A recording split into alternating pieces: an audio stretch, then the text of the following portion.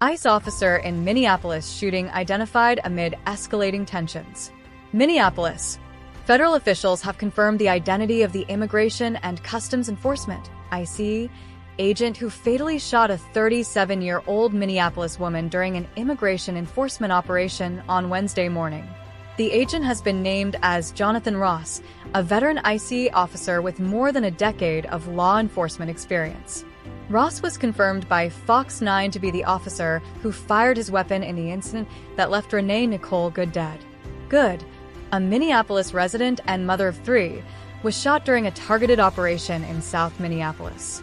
The Department of Homeland Security, DHS, has insisted Ross acted in self-defense, though city officials have strongly disputed that account. Background on the officer. Court documents and reporting indicate that Ross was previously injured in June 2025 when he was dragged by a suspect's vehicle during a separate enforcement action in Bloomington. Vice President J.D. Vance publicly referenced that earlier incident, stating the officer deserves a debt of gratitude for his service. Ross is assigned to the Enforcement and Removal Operations (YARO) Special Response Team, a unit experienced in high-risk immigration enforcement work, according to sources familiar with the investigation. The Minneapolis incident. The fatal shooting occurred on January 7, 2026, near East 34th Street and Portland Avenue in South Minneapolis. Federal officials say that Good attempted to weaponize her vehicle during the operation, moving her SUV toward officers and justifying the agent's use of lethal force. Local government leaders, including Minneapolis Mayor Jacob Frey, have strongly rejected the federal narrative, saying video of the encounter contradicts claims that the woman posed a deadly threat.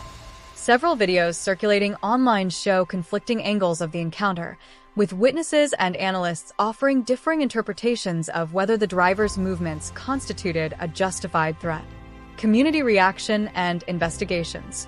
The shooting has ignited protests in Minneapolis, with crowds gathering outside the federal Whipple building and calls for greater accountability from federal authorities. State leaders, including Minnesota Governor Tim Walz, have prepared the National Guard amid growing unrest. Legal and political scrutiny continues to mount. Minnesota officials are exploring avenues to participate in the investigation, but the FBI has taken over the case, limiting access by the Minnesota Bureau of Criminal Apprehension, BCA.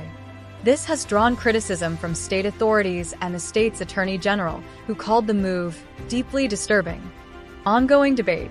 The killing has intensified national debates over the scope of ICE's authority, use of force by federal officers, and the broader implications of aggressive immigration enforcement operations in urban communities. Critics argue transparency and accountability are urgently needed, while federal defenders emphasize the dangers faced by law enforcement during such missions.